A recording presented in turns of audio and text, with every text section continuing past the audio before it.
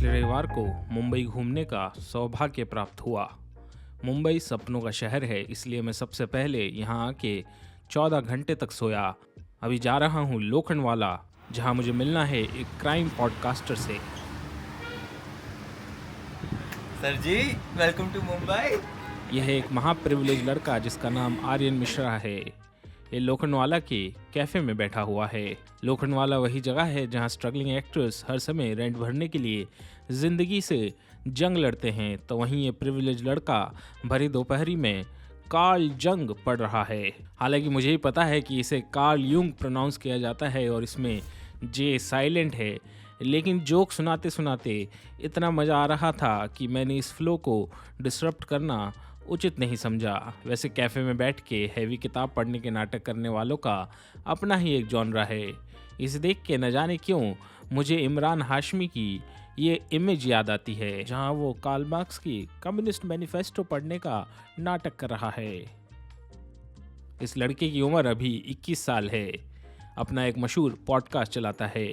Podcast और brand deal से अच्छा पैसा कमाता है। ये अभी सुबह सुबह एक महंगी जगह से हॉट योगा करके आया है। उसके बाद शाम को स्क्वैश खेलने जाएगा। डिनर में एवोकाडो का सलाद और एस्पैरागस की डंडियाँ खाएगा। उसके बाद सिगार पकड़कर हर फिक्र को धुएं में उड़ाकर सो जाएगा। ये एंड्रू ह्यूबरमैन का फ़ैन है। मेरे दर्शकों के लिए बता दूं कि एंड्रू ह्यूबरमैन वही प्रोडक्टिविटी इन्फ्लुएंसर है जो कि वही बात बोलता है जो हमारे पापा भी हमेशा से बोलते आए हैं, जैसे कि सुबह जल्दी उठो, कसरत करो, काम में फोकस रहो, डिस्ट्रैक्शन मत रखो, डिसिप्लिन का पालन करो। लेकिन आजकल के जेनजी के लौंडे जो कि अपने पिता की इन बातों को ना मान के खुद को क्रांतिकारी समझते हैं, तो वहीं यही बात कोई वाइट फिरंगी बोल दे तो उसे विजडम के तौर पे मान लेते हैं। अपने पिता को ये एल बोलते हैं तो वहीं ह्यूबरमैन को डब्ल्यू। इस किताब का नाम है मैन एंड हिज सिंबल। इसको मैंने 22-23 साल की उम्र में पढ़ा था, जिसका एग्जाम्पल मैं आपको देता हूँ। न जाने क्यों 22-23 साल की उम्र इतनी प्रिटेंशियस होती है, जिसमें कि इस संसार के हर प्राणी को आकर्षित करने की तीव्र इच्छा जगती है।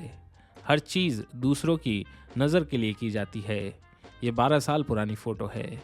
आज इस नौजवान को मैन एंड हिज सिंबल पढ़ने का नाटक करते हुए देखकर मुझे अपने बीते दिनों की याद आ गई और मैं ये सोचने पे मजबूर हो गया कि क्या दुनिया सही में एक रीमिक्स ही है? क्या ये एक तरह का काल चक्र है? एक मशाल दूसरे व्यक्ति को पास कर दी जाती है, फिर वही मशाल आगे आने वाले को।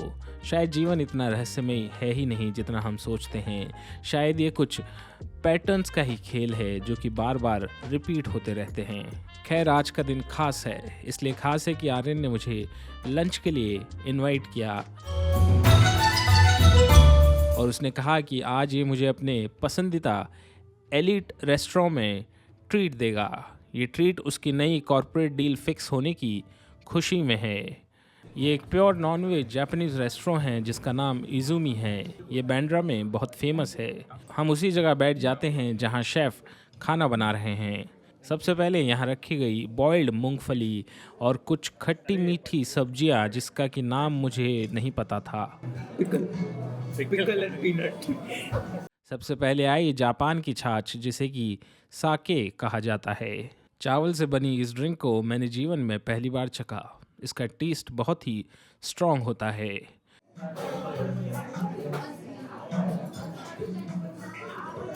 Very strong. I love it. Maybe. क्यों ना सशीमी रे? वो तो नहीं खाता ना? But I will try. इसके बाद आई कच्ची मछली जिसका कि नाम ब्लू फिन टूना सशिमी है।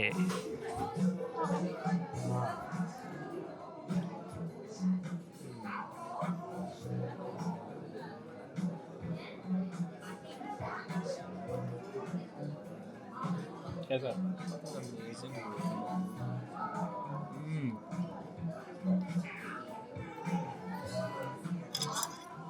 मुझे मछली कुछ खास पसंद नहीं है। कच्ची मछली तो बिल्कुल भी नहीं। मेरे को ऐसे भी लीस्ट फेवरेट है। लेकिन मैं कोशिश करता हूँ इसे आज खाने की।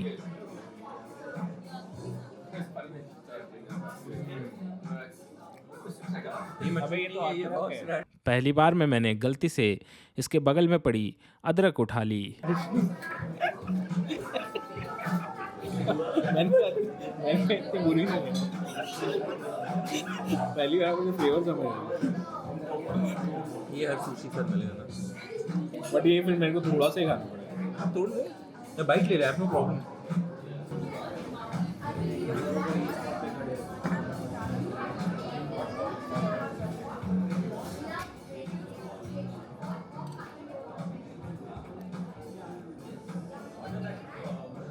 So intrigued.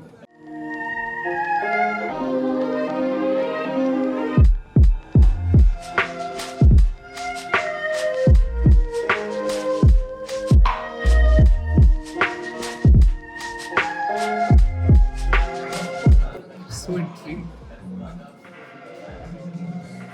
कुछ अलग चीज़ है। कच्ची मछली तो मुझे किसी और ही स्पिरिचुअल डायमेंशन में ले गई। Thank you. Carpaccio, right?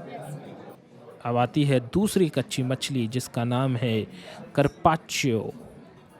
Rajasthan में जब किसी दोस्त को उधार देने के बाद उससे पैसे वापस मांगने होते थे तब हम उसे कहते थे करपाचियो। आखिरकार मैं इसे भी आज ट्राई करता हूँ। Carpaccio.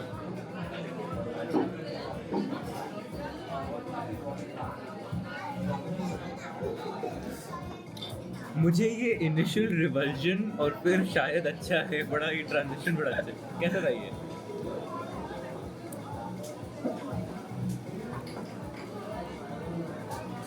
ये अच्छा है। सरप्राइजिंग अच्छा है ना? ऐसा क्यों? मैं कुछ अलग कुछ टेस्ट। बच्चों का दिल रखने के लिए कभी कभी झूठ भी बोलना होता है। मैं मूंगफली ज़्यादा खाता हूँ क्योंकि मुझे उसी का टेस्ट फेमिलियर लग रहा है। इन सभी अजनबी खानों के बीच में मूंगफली मिलना ऐसा मानो एक मायूस टोक्यो शहर की शाम में अचानक से पास आकर कोई कह दे कि सायोनारा सायोनारा, कल फिर आऊँगी सायोनारा।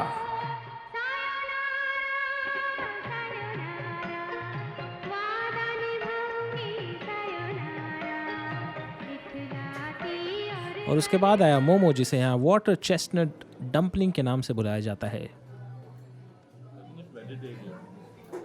ये मोमो वेजिटेरियन निकला और हम इसे बहुत ही हीन भावना से देखते हैं। यह एक डिश जिसका नाम है रैमन, जिससे कि मुझे कॉमिक बुक रामन की याद आ गई।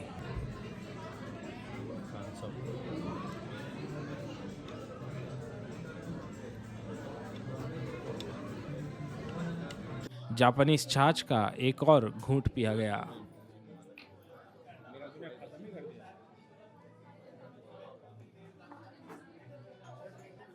इसमें पड़ा हुआ है सीवीड। सीवीड है ना? इसको रिमूव कर, तू ले, तेरे को लेनी है? सीवीड समुद्र में उगने वाला एक पौधा होता है जिसकी स्मेल मुझे बहुत ही बुरी लगती है।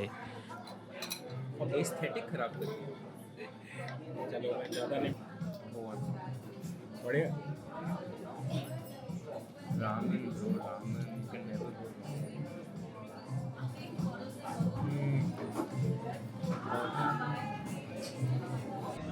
यह है एग कस्टर्ड, Egg custard.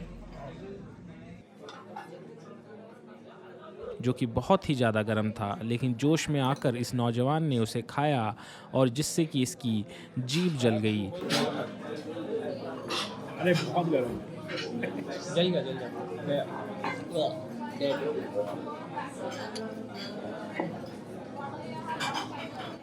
इसके बाद ये साके भी फूंक मार के पीने लगा, क्योंकि जापान के ओसाका में एक कहावत है कि एग कस्टर्ड का जला हुआ साके भी फूंक फूंक कर पीता है।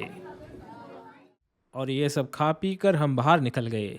आर्यन अपने घर की ओर निकल जाता है और वहीं मैं स्ट्रीट पे वड़ा पाव की दुकान ढूंढता हूँ। अगर आप कोई भी ऑथेंटिक खाना खाकर रोड पर देसी स्ट्रीट फूड की दुकान ढूंढने लग जाओ तो ये इस बात की निशानी है कि वो खाना 100% ऑथेंटिक था। और इस वड़ा पाव को खा के एक ही सेकंड में मैं पहुंच गया ओसाका से साकेनाका।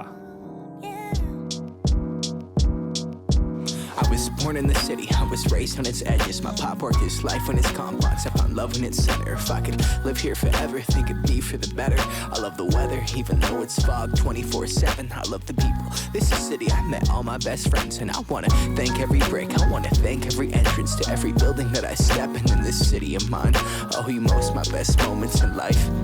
See, I fell in love for the first time in Golden Gate Park. I saw my first rap show at Great American Hall. I used to beg my homies for a ride across the bridge to goof off and spend the whole damn day doing whatever we want. Keith drove us down to Ike's place while we'd roll up a blunt, and me and Jack would get stoney, walk around and get lost. Don't think I'll ever truly pay back while I was lucky to get